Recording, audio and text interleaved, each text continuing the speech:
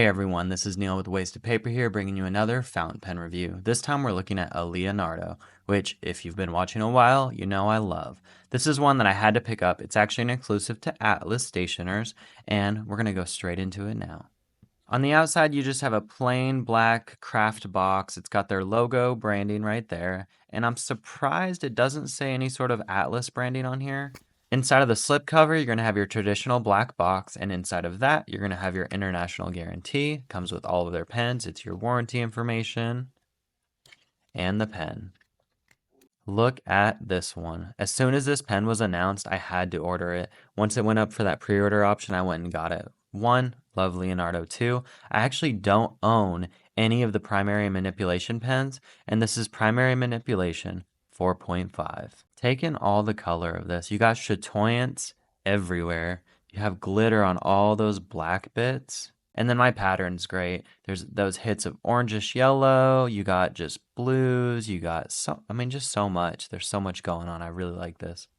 On all the Memento Zero models, you have a pointed top and bottom finial. Down from that, you have the roller clip, which it comes with this little charm here. I love these. I've said it before, and I still stand by that. Down from that, the cap has 3 rings on it, and then you have this 4th one, which is actually the end of where your cap goes. From there, you have more of this amazing material. And then your final knob right here, which this is a blind cap. Underneath here, you have your converter if you don't want to take the pen apart to use it. On the back of the cap, it's super hard to see because it's right on the yellow piece on mine. It says Leonardo X Atlas, and then I have number 138 out of 150. Unscrewing the pen takes about no effort at all. On the inside, you have a Leonardo converter. Almost lost the pen cap or pen body. You have a Leonardo converter right here, and it always has a really long knob on the end because it comes out the back of the pen if you don't want to take it apart. And then another nice feature I like on these is the converters are threaded. As for the ink I'm going to be using with this pen, I'm going to go with Private Reserve Tanzanite. This is their fast drying ink. I did a unboxing on this recently, and I think it'll work really, really well in this pen. For my writing sample, we're going to be going with my Tomoe River notebooks. I've used these many times, love them, small little to-go notebooks. They're just amazing. You should check them out.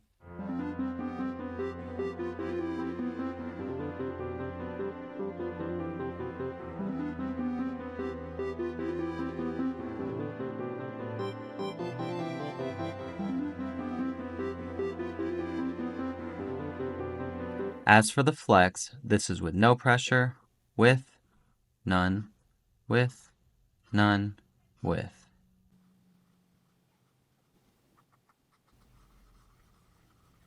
When looking at the writing sample, the thing I know immediately is I had no issues with this feed. Kept up perfectly, there's no skipping, there's no spotting, there's nothing. I will say with the flex, you're not going to get a lot of anything. This is a steel nib, it is not their gold nib, and this one only comes in the steel nib. So you're not getting really any variation. You are laying down more ink if that's what you're wanting. That works fine, I guess, but you're really not getting any sort of line variation. I'm not sure if I've posted a size comparison on the channel before for the Memento Zero Grande versus the normal Memento Zero, but for those curious, this is what the difference is.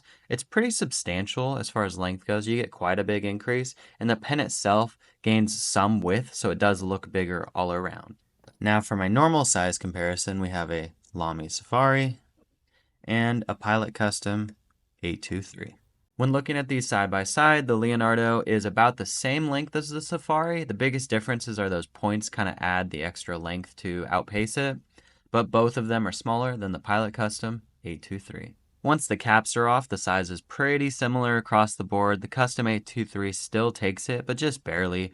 All of these are really, really similar. I think most people in hand aren't going to see a difference. As for them posted, again, it's very, very similar. I don't see too much difference here. The Safari is the longest, but that's because it doesn't post as deep as the rest, and the cap on the Safari is obviously a longer cap. Otherwise, pretty similar. Other than that, though, the chatoyance on here, the sparkle, almost every angle you look at this, you're getting something new and something that's like more eye-catching than the last. It's just exciting, and I love this big pop of orange yellow on the back here. I almost wish there was more of that all over, but it is really nice to have it right there. I think rose gold is the way to go. I may look into getting the ruthenium one. I'm not sure on that yet, But I think with the rose gold, personally, I really like rose gold. You don't see enough pen companies do that. You're really getting silver gold and ruthenium, or some just call it black. But it's nice to see rose gold more often, and I think it's just such a nice complement to this pen. I think if you're interested in this pen and want to check it out, you can find it on Atlas Stationer's website. My discount code does work on it, so you'll get a nice little discount on this pen. All that being said, thank you for watching. Please be sure to like, comment, and subscribe down below.